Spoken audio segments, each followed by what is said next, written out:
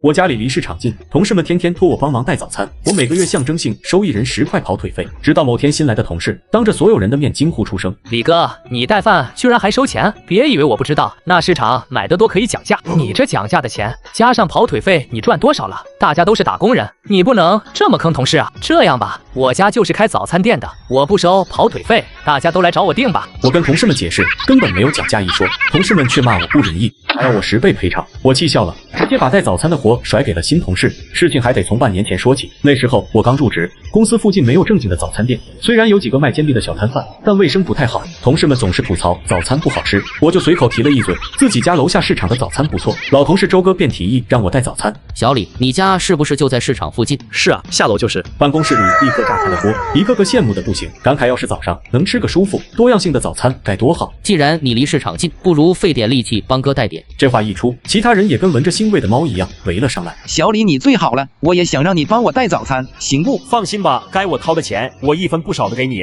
你答应好不好？我因为吃不上早餐，肌肉都快走样了。本着乐于助人的态度，而且我是新来的，也需要跟老同事们打好关系的契机，就同意了。结果带早餐这选修课就变成了必修课，从开始的3、5份，到后面增加到了30份，每天拎着几十份早餐，挤地铁、赶路，我从没抱怨过半句。每个人每个月，我也只象征性的收10块钱跑腿费，我觉得这是情分，却不想现实狠狠给了我一巴掌。这天我刚拎着早餐进办公室，新员工就古怪的看着我发问：“李哥，我听说你带饭居然还收钱？”整个办公区瞬间死寂，30多双眼睛齐刷刷的看向我，又看向那个入职不到3天的新人林增旭。你什么意思？别装了，李哥，大家都是打工人，赚点辛苦钱不容易，你不能这么坑同事啊！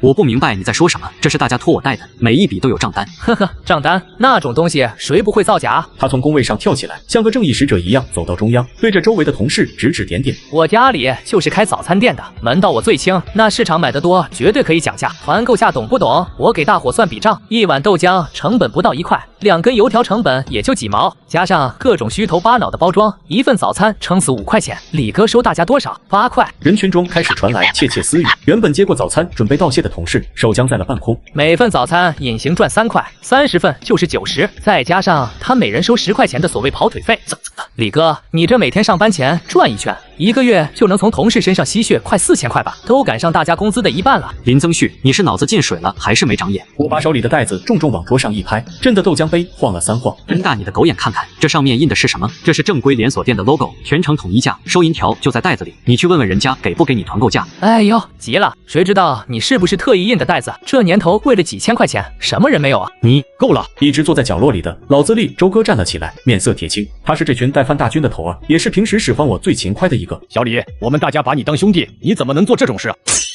周哥，你也信这种鬼话？我这半年怎么对大家的？别说了，事实摆在眼前。我说我这每个月怎么花销这么大，原来是被你小子给黑了。就是亏我还觉得小李人不错，知人知面不知心啊，养了个白眼狼，每天多赚我们好几千。小李，你这心也太黑了，必须退钱。对，10倍赔偿，这也属于诈骗了吧？看着这群平日里和我称兄道弟，求我带饭时满脸堆笑，此刻却因为一个新人的几句挑拨，就对我口诛笔伐的同事，我突然觉得一阵恶心。半年了，为了这30份早餐，我每天5点半起床，要么打车，要么挤早高峰，生怕弄洒了一滴豆浆。每个月象征性收那10块钱跑腿费，连打车费都不够抵的。你们想怎么样？既然大家信任我，那我就直说了，我家就是开早餐店的，以后大家的早餐我包了。他环视四周，像个刚登基的国王，绝对成本价，而且我不收跑腿费，大家都来找我订，别让某些黑心人再赚差价。小林万岁！看看人家小林这格局，再看看某些人，真是没法比。行，既然话都说开了，小李，你也别说我们欺负你。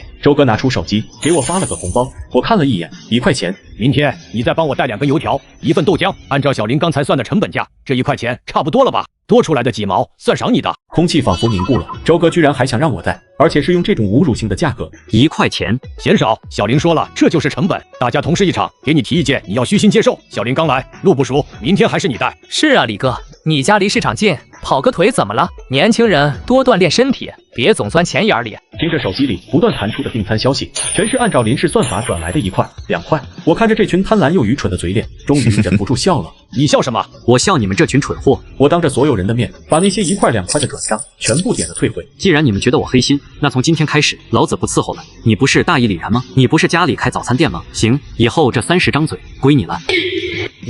你不干了？正如你愿，希望大家以后多吃点新同事家的爱心早餐，千万别吃土了。说完，我把桌上原本属于他们的早餐全部扫进垃圾桶，转身坐回工位。垃圾桶里传来食物闷响，就像这脆弱的同事关系一文不值。既然我不干了，林增旭自然成了那个英雄。他拍着胸脯保证，明天一定让大家吃上最好的早餐。看着他被众星捧月的样子，我手机突然震了一下，是个老朋友发来的避雷消息。兄弟，千万别去城东那家林记早餐，我前天吃了2根油条，拉了3天，人都虚脱了。那家店卫生极差，店家还耍无赖不认账。我看了一眼林增旭入职表上填的家庭住址，正是那家林记。我关上手机，嘴角勾起一抹冷笑。呵，恶人自有恶人磨，这帮奇葩同事也就配吃这种泻药早餐了。第二天一早，林增旭是踩着点进公司的，他顶着2个大黑眼圈，手里拎着几10个油腻腻的塑料袋，气喘吁吁。来，早餐到了，大家都趁热吃。同事们已经忙上，但很快拆袋子的声音稀疏了下去。那些早餐包装简陋，油条软塌塌的，豆浆杯甚至有些变形，明显是路边小作坊的出品，跟我之前买的连锁店精品完全没法比。小林啊，这就是你家的高端早餐，这看着有点寒碜啊。周哥皱眉，脸上满是嫌弃。周哥，话不能这么说，现在讲究的是内在，这种古法手做的才健康，不像某些连锁店全是添加剂。林增旭一边说，一边把收钱码重重拍在桌子上。来，既然都在，先把账结一下。周哥，你的2根油条，1杯豆浆，10块。空气瞬间安静了。周哥刚咬了一口油条，差点噎住。多少？10块。昨天小李带的时候才3块多，你说你是成本价，怎么比市场价还贵3倍？周哥，你也知道那是昨天，之前我是为了跟大家搞好关系，自掏腰包补了差价。我家这可是真材实料，面粉都是进口的，这个价已经很良心了。不是，小林，你昨天可不是这么说的，你说你不收跑腿费还便宜。哼，我昨天是想争取那个转正名额，才愿意当冤大头。可就在刚才，主管把我骂了一顿，说我迟到拉帮结派，转正没戏了。林增旭越说越激动，脸红脖子粗的指着众人。既然我转正无望，凭什么还要补贴你们？我告诉你们，聊天记录都在，谁要是敢不给钱，我就把记录发到公司大群里，顺便去人事那闹。我看你们谁丢得起这个人？你这是勒索，你比小李还黑心。我黑心？你们一个个贪便宜没够的吝啬鬼就不黑心，想吃好的还不愿意给钱，一群垃圾。看着你们就恶心。林增旭这一通无差别扫射，直击灵魂。周哥被对得哑口无言，脸涨成了猪肝色。最终，在林增旭光脚的不怕穿鞋的气势下，所有人不得不捏着鼻子，用10块钱买下了那堆难吃的垃圾早餐。我悠闲地喝着自带的咖啡，心里那叫一个美。第二天一早，林增旭拎着2大袋早餐进了门，他气喘吁吁，脸上却堆着笑。今天30份早餐，一共节省了近100元，待会儿我就给各位兄弟们把钱退回去。所有人立刻转头看向我，眼神里全是敌意。我看了一眼他手里的早餐，外包装平平无奇，但里面的豆浆杯子和油条成色跟我之前从连锁店买的一模一样，这根本不是路边摊能做出来的。这小子在自掏腰包补差价，想用钱收买人心。小林，你家早餐做的这么厉害吗？真可口啊！就是跟那个小李买的东西不相上下。昨天我还天真的以为他不会干那种赚黑钱的事呢，今天一看，这黑心钱赚的太多了，一顿早餐就赚100，那还上什么班？嘿嘿，大家开心就好，我不图钱，就图个大家乐呵。就在这时，主管推门而入，他看了一眼手表，又看了一眼还在分发早餐的林增旭。哼，林增旭，你迟到了10分钟。主管，我是帮同事们带早餐。带早餐是理由吗？公司规定几点上班，你不知道吗？刚才还夸赞林增旭的同事们瞬间低头吃东西，没一个人敢帮腔。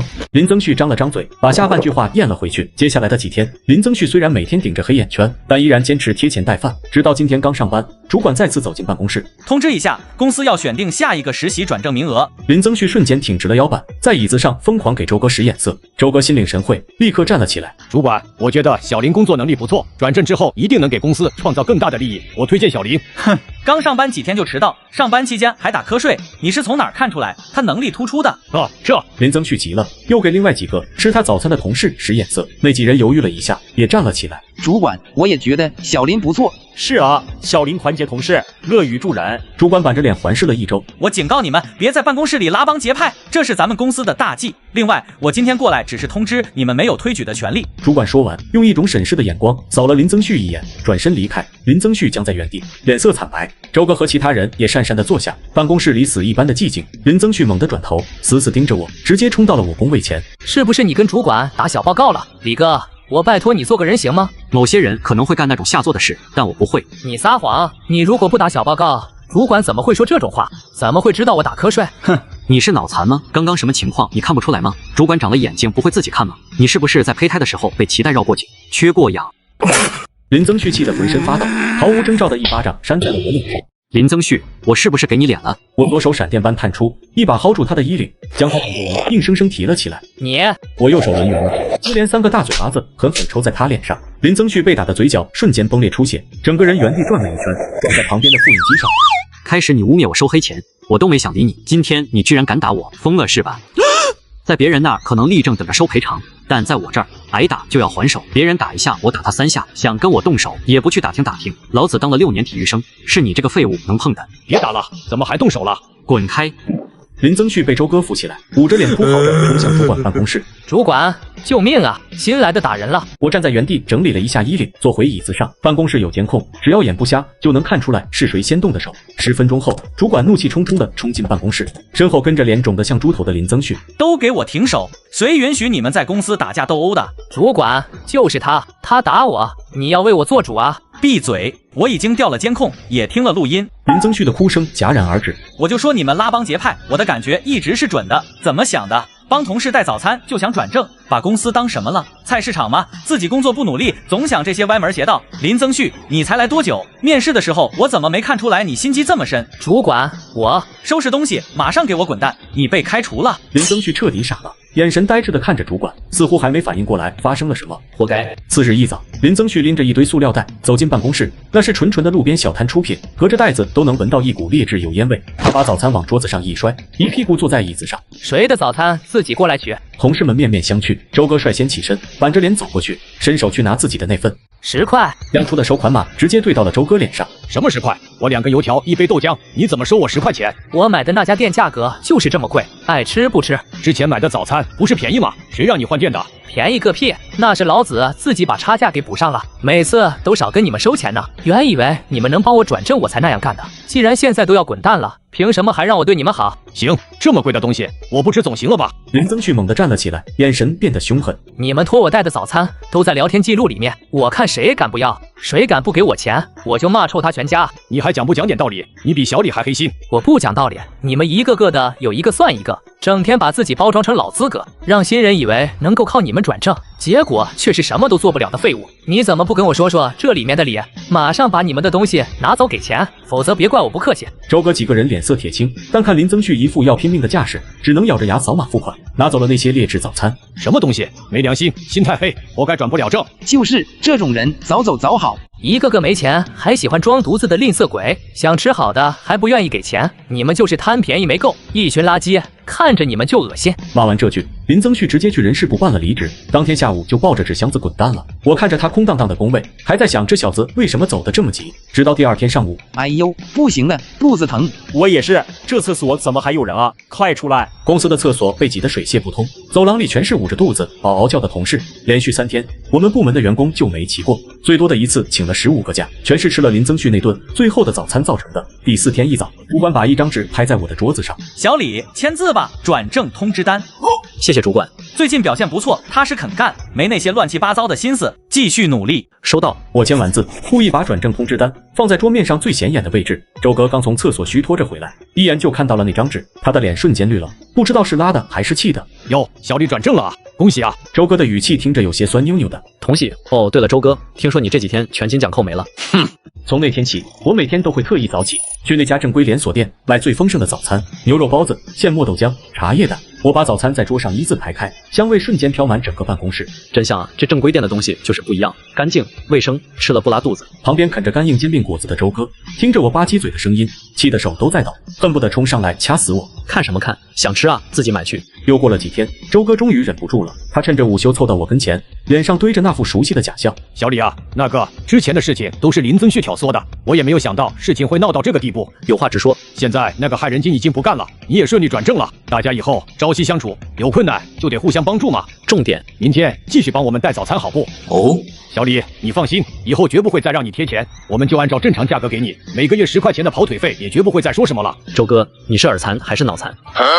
是什么？我说的你还没听清吗？现在已经不是钱的问题，而是我懒得再碰你们这些麻烦事。况且之前发生的冲突也绝对不是你说开了就行的。你们这群爱贪便宜的人，有多远滚多远，带早餐带不了一点儿。好，小李你做的真绝。能跟同事处成这样，你是头一人。谢您夸奖，慢走不送。被我拒绝后，周哥彻底撕破了脸。他联合另外几个没吃到便宜早餐的同事，开始针对我。他们轮流去主管办公室打小报告，说我干活开小差，还造谣我一旦去厕所，最少半个小时不回来。这天下午，我刚进卫生间，门外就传来清脆的啰嗦声，紧接着是一阵压抑的嬉笑声和脚步声，门被从外面锁死了。周哥，幼稚不幼稚？把门打开！哎呀，门坏了吗？小李，你多待会儿，正好让你那个半小时的谣言坐实了。听着脚步声远去，我直接掏出手机拨通了主管的电话。主管，来趟男厕所，我被周哥他们锁在里面了。对，现在不到5分钟，走廊里传来急促的脚步声。谁干的？把门给我打开！一阵慌乱的开锁声后，门开了，主管站在门口，脸黑得像锅底。周哥几个人缩在后面，脸色惨白。把人锁厕所里，这就是你们说的团结同事？主管，误会，我们就是跟小李开个玩笑。玩笑？有把人锁起来开玩笑的吗？如果出安全事故怎么办？都给我滚回工位去，等着处理。下班前，周哥溜到了我桌边，他手里攥着一叠红钞票，哆哆嗦嗦的往我手里塞。小李，哥错了，真就是开个玩笑，没想把事情闹这么大。这是2000块钱，算哥给你的精神损失费，你去跟主管说说，别追究了，行不？拿走。嫌少，我再加1000。小李，大家同事一场，你不能把事情做绝啊！把门锁死的时候，你想过同事一场吗？现在怕了，晚了。我拎起包，直接下班，留下周哥一个人在原地打摆子。第二天一早，主管早早坐在办公室中间，面前摆着一排离职单，所有人到齐后。都在这儿了。入职第一天我就说过，公司禁止拉帮结派，禁止职场霸凌。结果呢，前面跟我造谣同事去厕所偷懒，后面就把人家锁在卫生间。我看你们胆子是太大了，是谁干的？自己站出来！周哥吓得浑身一颤，低着头不敢看主管，脚下像生了根一样一动不动。其他几个参与者也都缩着脖子装死。好，很好，做错事连承认的勇气都没有。周强、韩晓峰、郑乔。主管一口气念了7个名字，你们7个被开除了。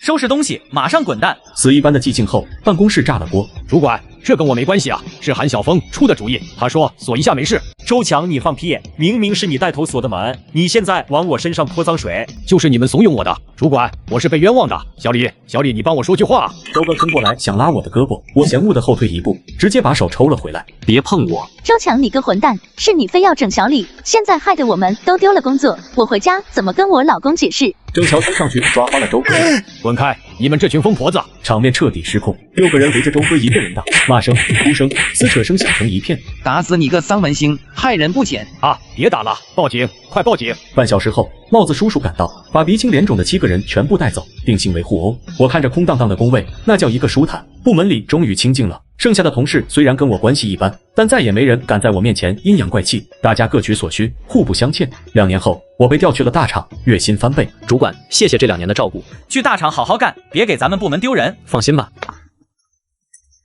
再见了，牛马们。